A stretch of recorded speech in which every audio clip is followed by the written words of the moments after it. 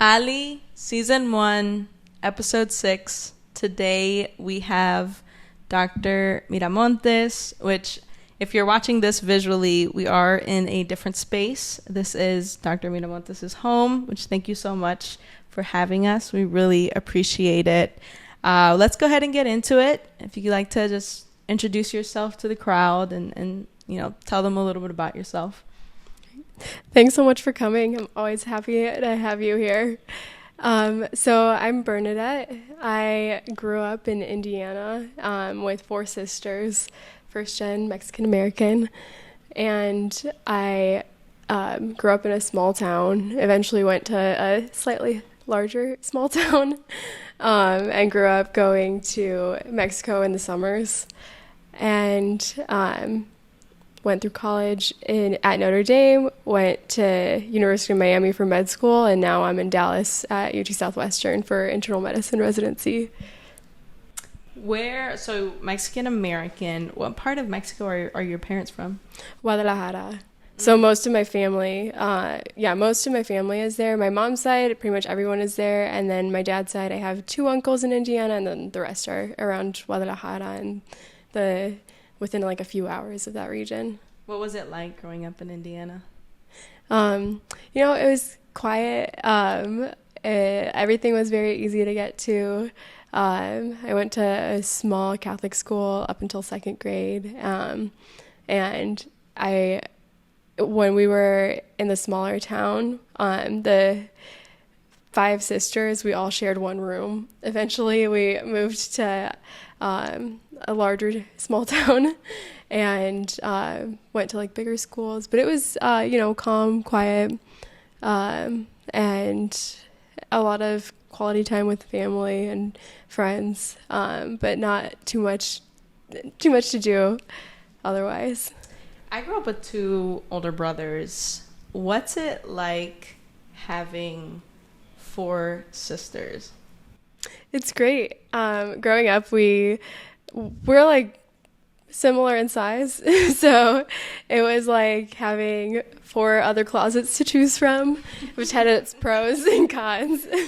Cons when like my things would go missing. Nice when I would acquire things from my sisters. And for the most part, we got along. Of course, we were siblings and would get into arguments about like taking each other's things, but it was nice, sharing that experience, and only your siblings really know what it's like growing up. And then now as adults, having close relationships with all of my sisters is really nice, especially in having moved to different cities and being in different places. It's nice still having that constant in life. Mm-hmm. Where do you fall? I don't want to say rankings, but I don't know how else to say it. Ranking number 1. No, I'm number 4 out of 5. What do your sisters do? So 2 are engineers. One's a chemical engineer and one's an industrial engineer. One is a teacher, and then one is in consulting and finance. Why medicine? What made you pursue a career in medicine? Yeah, so early on, when I was younger, I realized there was a lot of disparity and a lot of need. And early on, I found it frustrating. I think, you hear about how much poverty there is in different countries, in your own community, and how much disparity there is in access to education or water, and all these problems felt like such big problems that I think a lot of young people care about and want to do something about, but it can be hard to find like what you can actually do to make a difference. And I realized that through medicine and anthropology, it would allow me to better understand the things that I cared about and be able to do something about it. And so in the journey of becoming a doctor, getting involved in things that helped me better understand the disparities within my community or within communities that I worked with. Like volunteering in like the homeless shelter in the town that I grew up, or getting involved in a community center that supported kids after school who lived below the poverty line. Getting involved in things like that to better understand what kinds of needs people had were important in eventually being able to do something about these things that I cared about. And then now as a doctor, I am much more directly involved in taking care of people that are in vulnerable positions. I mean, when you're sick, you're vulnerable. But even beyond that, and being able to understand what someone's going through and connecting them to the resources that they may need, whether it's that they have food insecurity, or they need more education on how to manage their diabetes, or would benefit from being connected to like a support group. I feel like now I finally get to do that on an more individual level. And my experience as growing up as a first-generation Mexican-American, I think gives me a unique perspective that is valuable in that, like, I grew up in in a small town, in a small house, where my dad was the only one working, and I benefited from like government funded education or like resources through the library. I remember my mom would take us to this program called Baby Talk that was for getting people in the community and their kids to get exposed to reading early on. So going from being on that side of like being part of programs that were meant to support minority communities, to now being able to use the skills that I have and the experiences I have to better identify what other people are going through and to help connect them, is very humbling. And I think it's really important for us to have more minorities in medicine and more people who can advocate and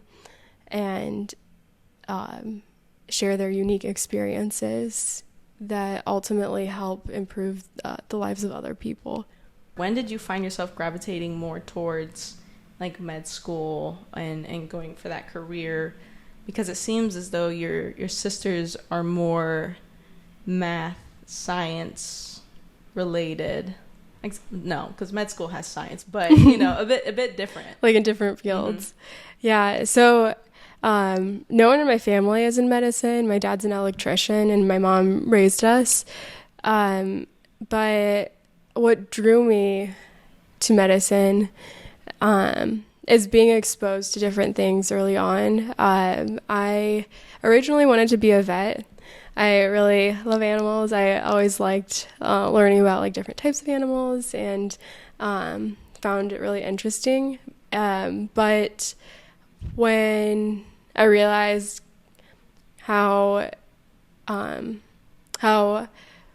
much disparity there is and how some people are just a lot more unlucky or have fewer resources or access to things, and realizing the needs that people have, I realized that my calling was more so within medicine. Mm-hmm. Mm-hmm. Did you take any classes in high school that prepped you? Because now the reason I say this is I helped my younger sister enroll in classes in high school recently, and they have like civil engineering and architect class. They have like intro to marketing, and I just don't recall having that many classes or maybe they were and I just wasn't aware of them. But were there any classes like that helped prep you for, I guess, for like really solidifying your belief into pursuing medicine? Yeah, so well, first in like maybe freshman year or like middle school, I read a book called Mountains Beyond Mountains about Paul Farmer, who's a doctor and anthropologist who has dedicated his life to improving access to care for places where it's most in need, and showing that it's actually possible to do something about like the degree of disparity that we see. And being exposed to that and learning about someone who has actually made these changes possible and made these things happen really inspired me. And so I started taking like as many science classes as I could in high school.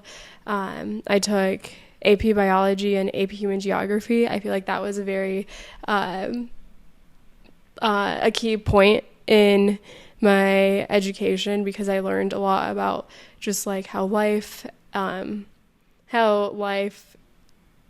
is from the aspect of like evolution to just like how things work, to like the diversity of things and how we're impacted by like ecology and science, and then with human geography, learning about the like the diversity in thoughts and ideas in culture and history, and how that forms each person's experience. And how like policy forms outcomes in individuals' experiences. Being exposed to those things early on, I think was really helpful in exploring different classes and things that sounded interesting. And building that knowledge, I feel like, is really important early on. What was the application process for med school? How did that look like? Yeah, so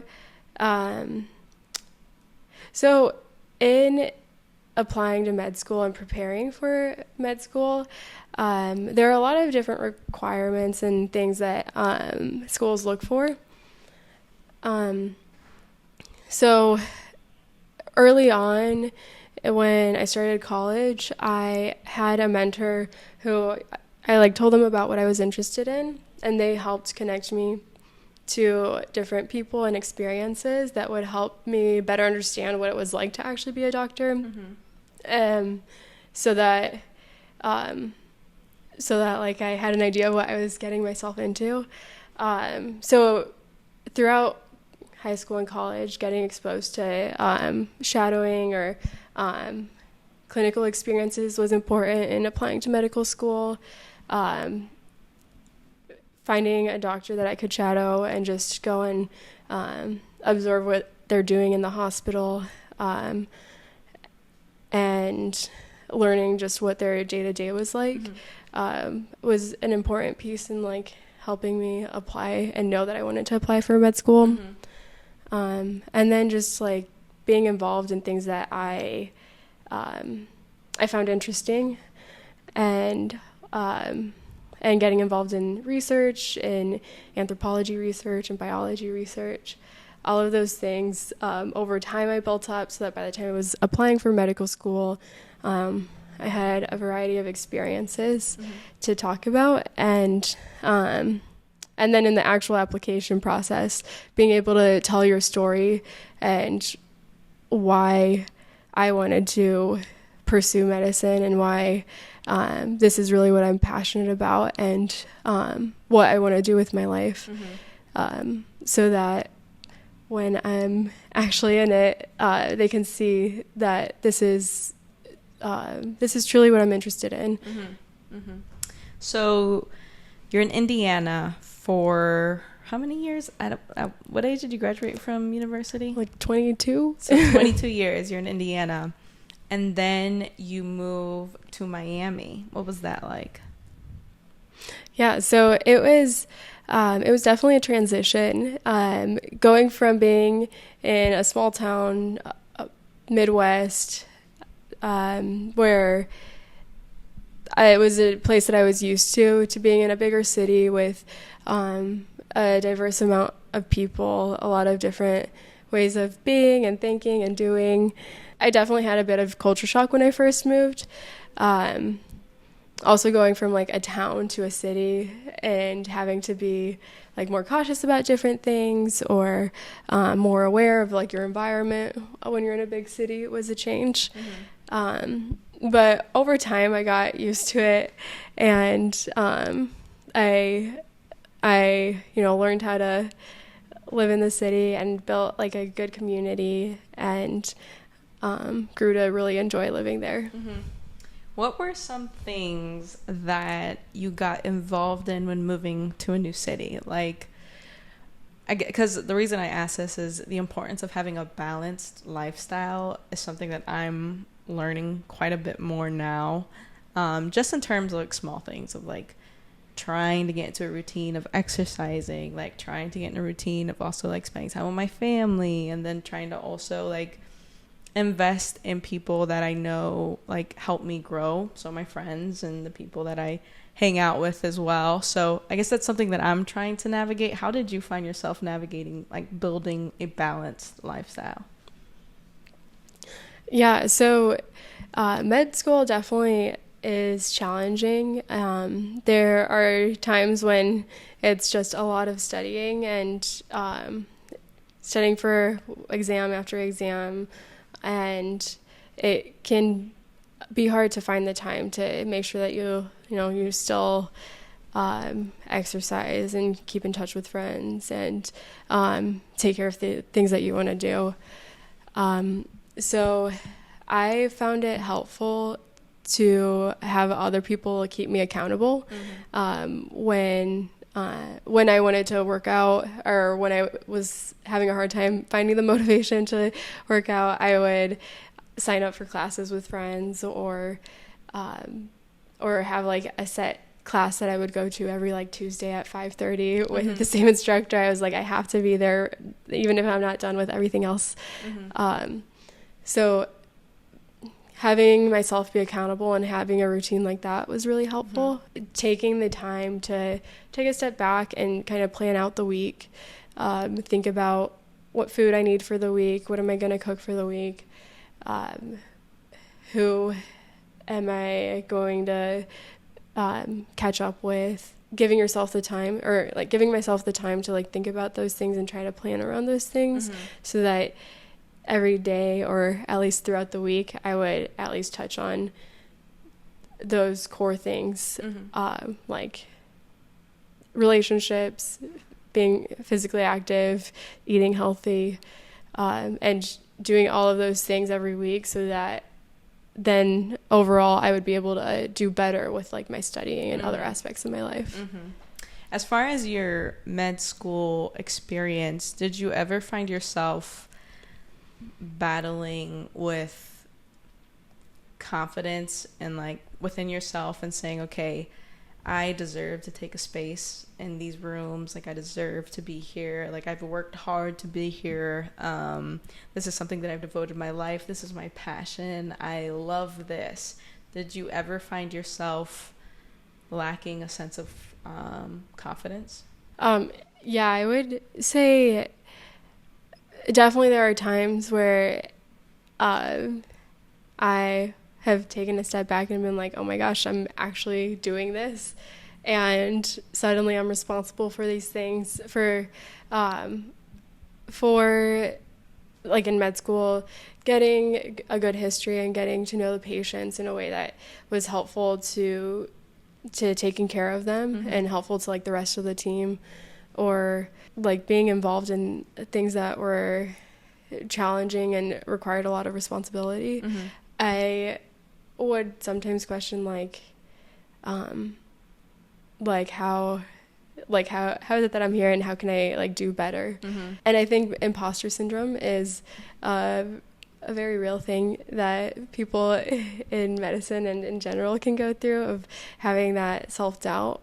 But I think with practice and with doing things and getting more used to like new experiences and getting more practice within taking care of patients and like deciding on plans and guiding treatment. That practice and repetition helps overcome that. Yeah, definitely. Kind of, we're going through med school, living in Miami alone, right? Away from, at least not alone, but away from family. The first time I moved away from family, I had no one, I was living alone. So I felt as though there was so much that I could do and there was so much freedom, but the like aspect of living with someone and like living with, especially with family, right?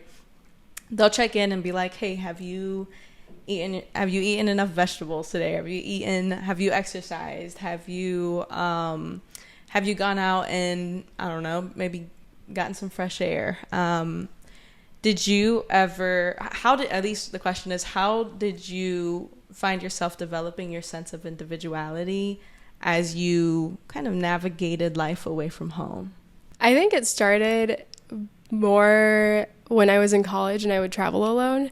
One of the things I really enjoy is traveling and meeting new people, experiencing new cultures. So in college, I applied to research grants so that I could get funding to travel and do anthropology research. And the first time I traveled alone was when I went to Mexico, to Puebla, to do anthropology research on empathy in medical training.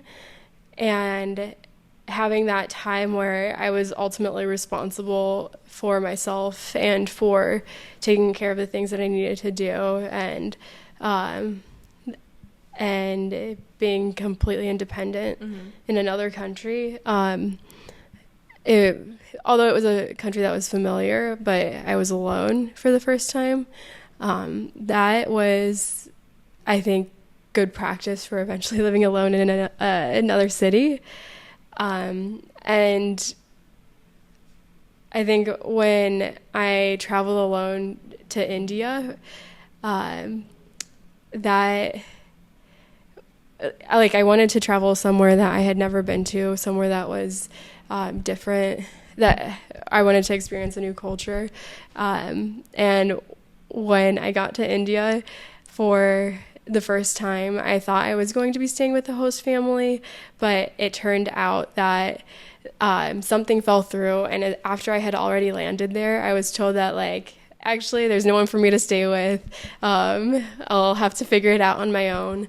And that first week that I was in India, I had no idea how to speak the language. There was no one around me that spoke English. I was like trying to figure out like where to buy a phone and a SIM card and how to get set up on my own. And it was definitely a challenging time, being alone in a new country and having to suddenly problem solve in a way that I did not anticipate. But that experience of having to figure it out and reaching out to people that I knew to see if like they knew anyone in the city, reaching out to like the professors that I knew or like anyone through my university that might be able to like connect me to someone. I eventually was able to find a family that rented out a room, and I ended up becoming good friends with them and staying with them throughout the time that I was there. But being put in those challenging positions, while they're often unexpected, I think those are really great opportunities for growing. And in the times when you're challenged and uncomfortable is when you really grow. If you're comfortable and always doing the same thing that you've always been doing, you're not being challenged as much and you're not going to grow as much. By exposing myself to those experiences and being put in uncomfortable positions and having to problem solve and figure things out on my own, I think that those things I've definitely learned a lot from. I think that made it easier to transition to living alone in a new city. Out of curiosity, where else have you traveled to? I've traveled to a lot of places. I applied to a few research grants in college so that I could use that funding to go to different places. I studied abroad in Australia, and while I was there, I went to like Indonesia and Thailand, and Malaysia. I spent 2 summers in India. I've gone to Dubai, around Europe. I still haven't been to South America though. It's in the plans though. Yeah. It's in the future. So that's next. Yeah. Yeah. How did you find those experiences beneficial? I haven't traveled that much, but I feel as though it helps me understand people a bit more. Personally, I feel as though well-traveled individuals have a different perspective on life. I don't know if you share the same sentiment. I think it allows you to have a perspective that you wouldn't have unless you experience it. Do you typically go to the places where tourists go, or do you try to like make an effort and get out into maybe more of the countryside or where the locals are? Yeah, I think I guess a combination. I enjoy meeting people from other countries and like getting to know what it's actually like to live there. So when I was in India, I stayed with the families there, and I primarily was just living there, meeting people there that like lived there in an area that didn't have that many tourists. But of course, I still like doing the touristy things. So yeah, I guess a combination. So you lived in Miami, born and raised in Indiana, lived in Miami for how many years? For 5 years. 5 years. Okay. 5 years. So you were able to get used to the environment. You knew where different things were. And then you moved again. You moved to where we're at now, Dallas, Texas. How was that? How was moving? Because you set your roots. You had your roots in Indiana, and then you had your roots in Miami, and you were able to spend quite a bit of time there. So what was that moving process from Miami to Dallas like a bit later on in your life after additional schooling post undergrad? So what is this chapter like? Yeah, so it was a major transition in a sense of going from school to being in residency, being a doctor, being responsible for things.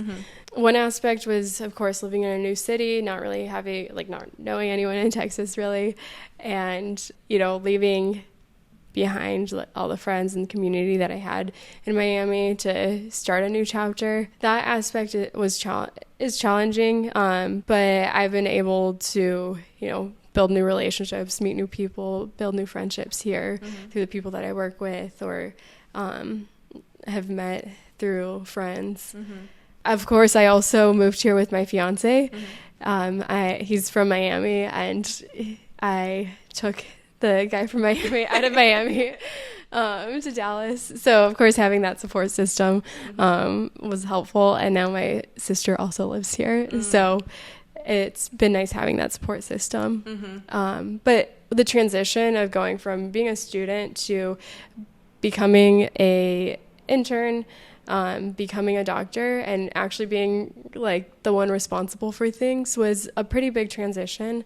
I finished my intern year a couple months ago, and now I'm a senior. I'm a second year, so now I'm more in like the managerial role, taking care, being support to the interns and the med students and the sub-Is, while also overseeing the whole team and all of the patients.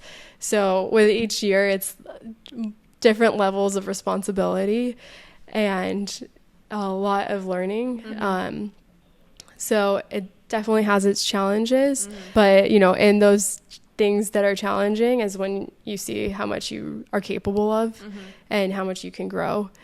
So I feel like I've grown a lot in the last year and a half, and I still, of course, have a long way to go, a lot of growth and a lot of things to continue to learn.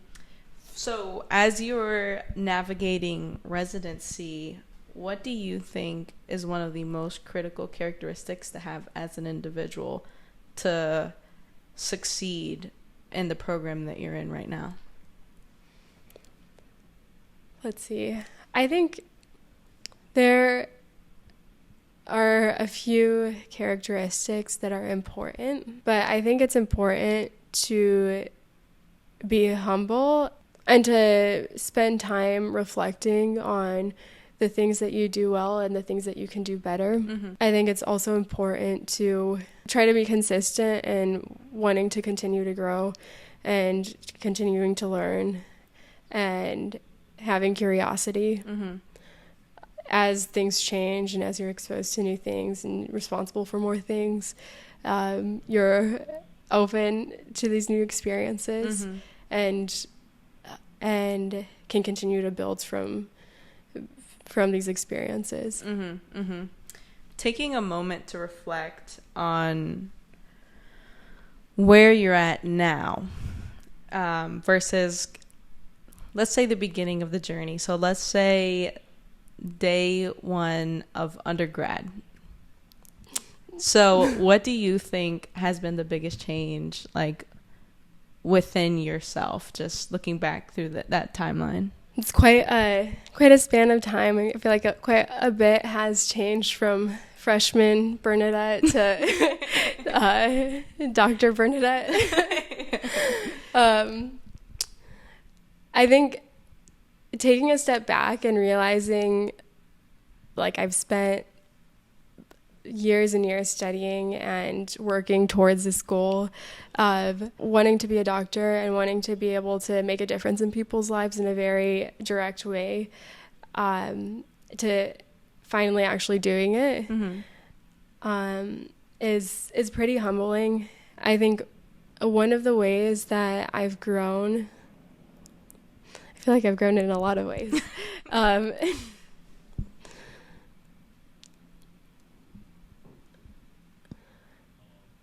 Like, I'm now a professional as opposed to a student. And as a professional, I want to make sure that I'm doing well in the work that I'm doing and taking care of the things in my life around that, so that when I am performing as a doctor, I am able to set those things aside and do what I need to do to take care of my patients, take care of my team. I think learning how to compartmentalize and take care of my health and life in that way has helped me be a better doctor. And managing stress and finding a routine that is helpful for me, that will allow me to, be well rested, be eating healthy, and performing better. Having those things has helped me be in the role that I am now. What advice would you give to someone that's trying to pursue a career within medicine, and maybe they're going through the process of applying to medical school and they're the first individuals in their family to do it? What advice do you have for them? Yeah, if someone's interested in pursuing any career, I think it's really important to find mentors and find people who you can ask about their experience. Get exposed to experiences that will help you understand what it's like. If you're curious about something, go out and learn more about it. You don't have to be good at it. You just have to be curious and want to learn more and want to grow. Being open to new ideas and talking to people about the things you're interested in, and having that mindset of wanting to know more can really take you a long way.